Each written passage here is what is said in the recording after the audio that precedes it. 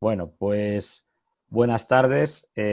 Hoy tenemos con nosotros a Mario Sanz Cruz, que ha escrito un artículo muy interesante sobre el mundo de los faros y su importancia en el paisaje. Y queríamos conocerle un poco mejor a través de esta entrevista. Y nada mejor que él mismo nos diga, pues, cómo se llega a esto de los faros, cómo es tu historia. Cuéntanos. Bueno, yo soy un poco un advenedizo en esto de los faros. Llegué de los últimos y yo vivía en Madrid. O sea, no tenía ninguna relación con el mundo de los faros. Y fue todo un poco inconsciencia, ¿no? Mi pareja quería ir siempre al mar y nosotros teníamos un bar de copas. Y digo, la mejor manera de ir al mar, pues haciendo una oposición para fareros. Fue una casualidad, ¿no? Vi el anuncio de la academia que preparaba para las oposiciones en el periódico y le dije, pues mira, si tengo suerte, te vas a saltar de mar. Una cosa un poco de broma y de pronto aprobé las oposiciones, que eran bastante difíciles, la verdad. Y claro, nos quedamos de cara al mar. O sea, ahora había que cerrar el bar de copas y venirse al mar y ver qué pasaba en los faros, ¿no? ¿Qué era ese mundo, ¿no? Que totalmente desconocido para nosotros. Ni siquiera había visto yo un faro por dentro después, hasta después de aprobar la oposición. O sea que era un mundo totalmente ajeno y además llegué al final casi del todo, ¿no? Y entiendo que, bueno, esto es muy fortuito, pero llegas ahí y ¿qué pasa? De repente descubres que esto de los faros te cambia un poco la vida, ¿no? Te enamora, ¿no? Esto de los faros. Claro, bueno, lo que es una inconsciencia de verdad es vivir en Madrid toda la vida. O sea, cuando llegas, sales de allí y te plantas en un sitio como Mesa Roldán, que llevo aquí 28 años, que está en medio de la naturaleza, a 200, más de 200 metros sobre el nivel del mar, todo rodeado de parque natural, y de pronto te das cuenta de que otro mundo existe, ¿no? Y, hombre, hay alguna gente que quizás no le hubiera venido bien aislarse en un sitio así, pero a mí me vino muy bien y yo me enamoré de la zona.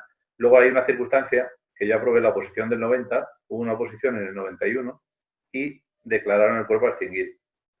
O sea, cuando yo llevaba 5 meses en el Faro, yo entré ya después de los cursos que hacíamos y tal, entré en el Faro en julio del 92 y en enero del 93 declararon el cuerpo a extinguir. Entonces, claro, eres el nuevo en una cosa que se acaba.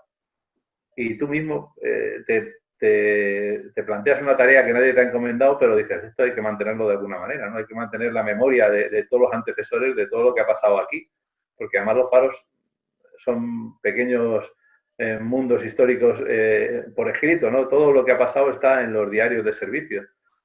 Son fuentes de información increíble. Y claro, te sientes un poco, ¿no? Eso, el heredero, el último heredero de lo que hay en los faros y tienes que sacarlo adelante de alguna manera. Has descubierto un poco la poesía o la inspiración del faro, ¿no?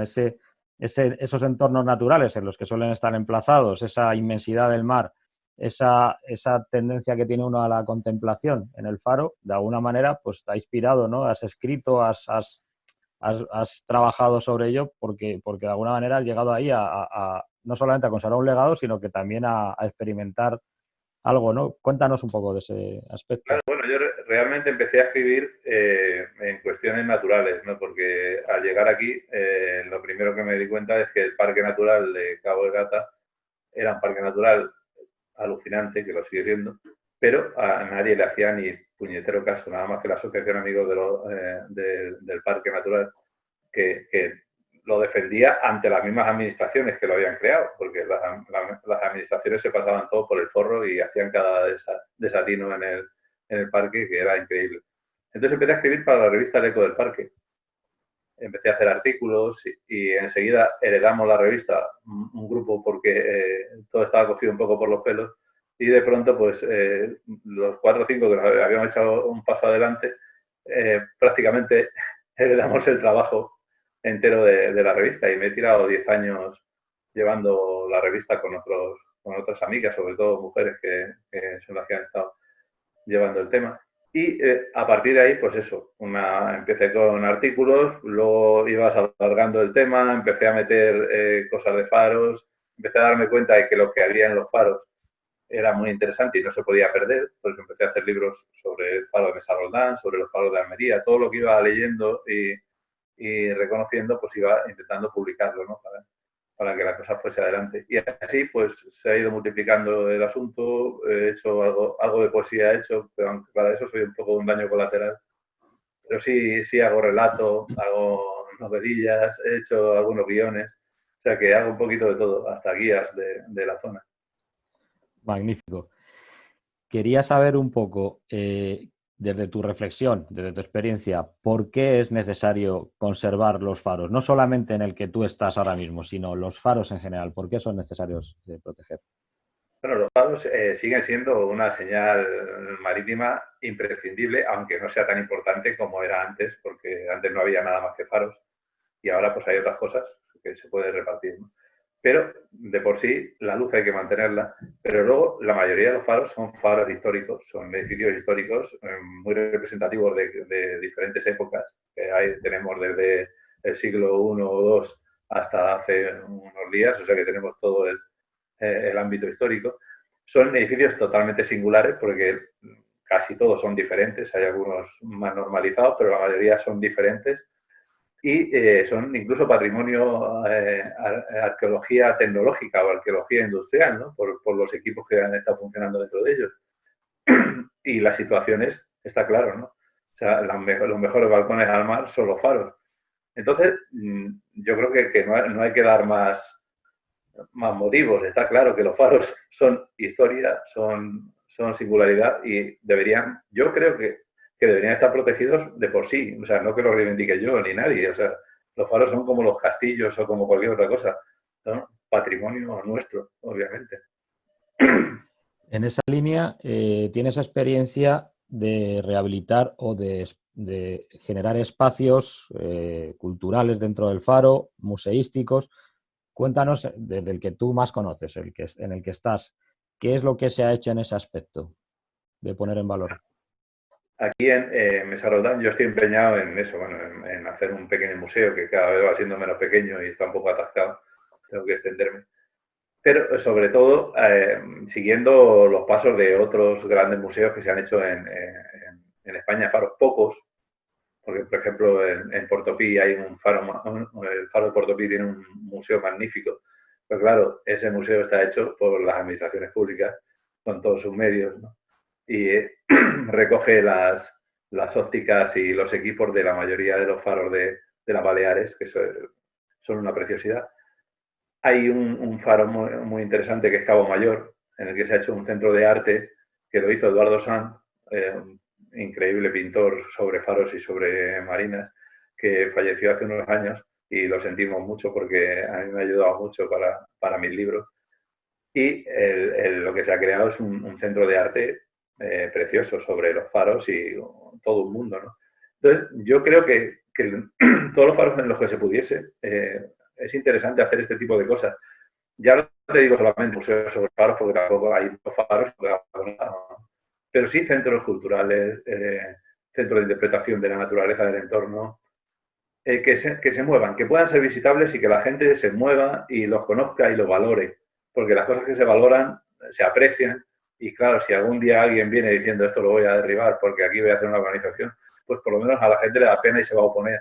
Pero si tú no conoces nada, tú no sabes qué es un faro, porque los niños de ahora, la mayoría no saben lo que es un faro, pues alguien dice que van de ruido y ni te enteras, te da exactamente lo mismo, ¿no? O sea, se pierde la historia, se pierde todo, o hacen como con los budas, ¿no? Los dinamitan. Muy bien. Ahí has hablado de la relación con los centros de interpretación de naturaleza. ¿Consideras que un faro también es una atalaya desde la que, y que tú lo has comprobado, de ver el estado ambiental de una zona, del deterioro que pueda tener, de las amenazas que tiene? ¿Puede ser el faro también el que guíe en la conservación de un espacio? Hombre, están colocados en sitios estratégicos. Entonces, lo que me pasó a mí al principio le puede pasar a la mayoría de la gente que ha estado en otros tipos de faros de este estilo o faros de islas como las Columbretes o Alborán. En realidad tú eres el único testigo de lo que está pasando en muchos sitios y tú te das cuenta de si las cosas cambian, ¿no? Si ves los animales que están pasando todos los años dejan de pasar, tú eres el testigo. si las plantas empiezan a secarse o empiezan a tener problemas, o si empiezan a construir en los alrededores donde no se debe, tú eres el testigo, el primero, ¿no? El que está en primera línea ahí.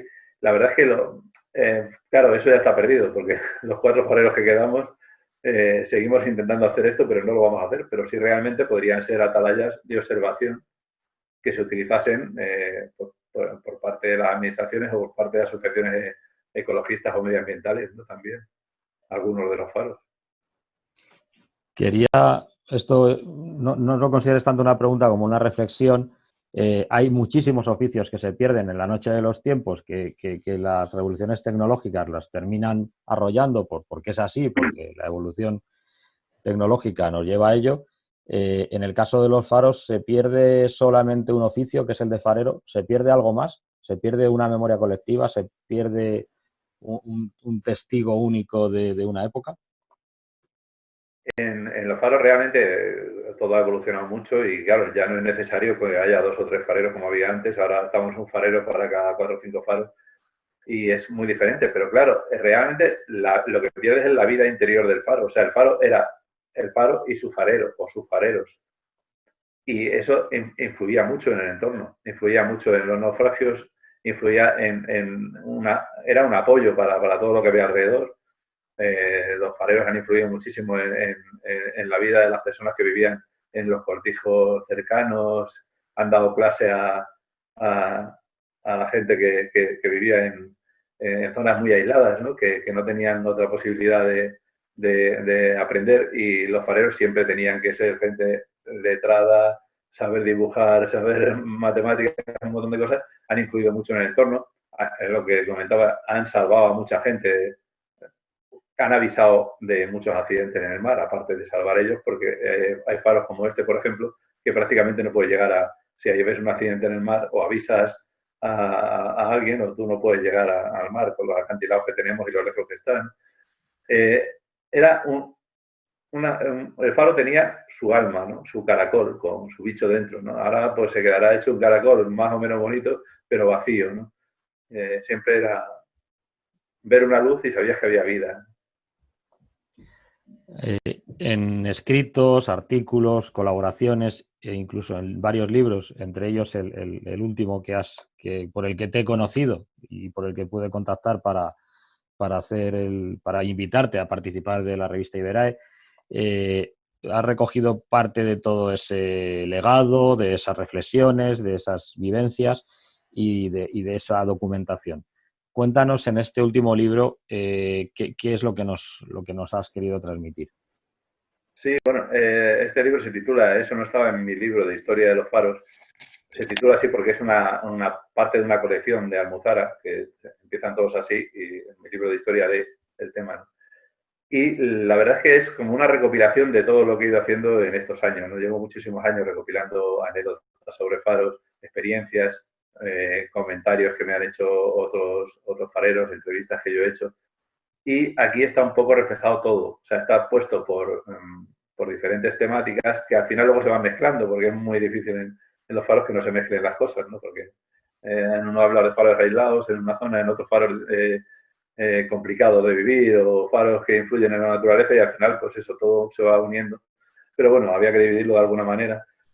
Y sobre todo me interesa mucho eso, la vida dentro de los faros, ¿no? La gente, qué problemas tenían ellos, en qué problemas se podían meter con el exterior.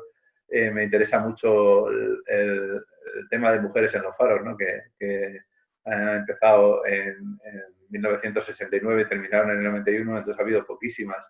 En toda la historia de los miles de fareros que ha habido, hay 26 mujeres en toda la historia. Es un tema que lo desarrollo bastante.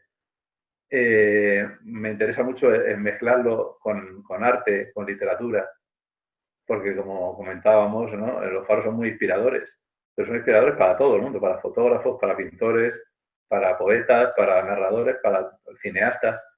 Y intento mezclar eso también en el libro, ¿no? Que se vea desde muchos puntos de vista, ¿no? Que los faros no son solamente una cosa, una señal o un sitio donde vive un farero, sino que también hay ese tipo de cosas, ¿no? Los constructores de faros, eso es una cosa que casi nadie se toma en cuenta. Y yo siempre en los libros me quejo de lo mal que lo pasaban los fareros. tenían todo tipo de problemas, que no les llegaba el agua, no les llegaba la comida, pasaban hambre y tal. Y no me quiero imaginar, bueno, tenían temporales, y no me quiero imaginar cómo lo pasaron los que fueron a hacer el faro, en el mismo sitio aislado, perdido, sin nada, ni siquiera una caseta donde meterte, ¿no? Y bueno, pues hay un poco de todo. Es la verdad un acercamiento a algo que yo creo que la mayoría de las personas no se paran mucho a pensar en los faros. Los vemos a veces, vemos su componente, los vemos en películas, pero sí que es cierto que es interesante ahondar en ello y divulgarlo. Por último, una pregunta. Cuando tú abandones el faro, ¿vas a estar cerca de él o vas a necesitar el mar, ¿no? De alguna manera. La idea es que esto se quede hecho un museo abierto al público de una manera o de otra.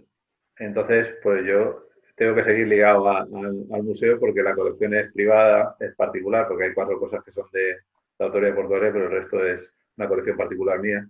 Y si no soy yo el que lo mueva, no lo va a mover nadie, eso también te lo digo. Entonces, la idea es eso, de intentar que cuando yo me jubile se quede hecho un museo abierto, entonces con horario, con lo que sea, e intentar también seguir haciendo actividades culturales en el entorno, ¿no? Pues presentaciones de libros, lectura de poemas, lo que haga falta. Ya veremos cómo sale. Bueno, que haya mucha suerte y que puedas seguir vinculado a ese faro, a esa vida que te ha dado, ¿no? Tan rica, tan abundante en sensaciones. Bueno, gracias a vosotros y muchos destellos. Muchas Desde gracias.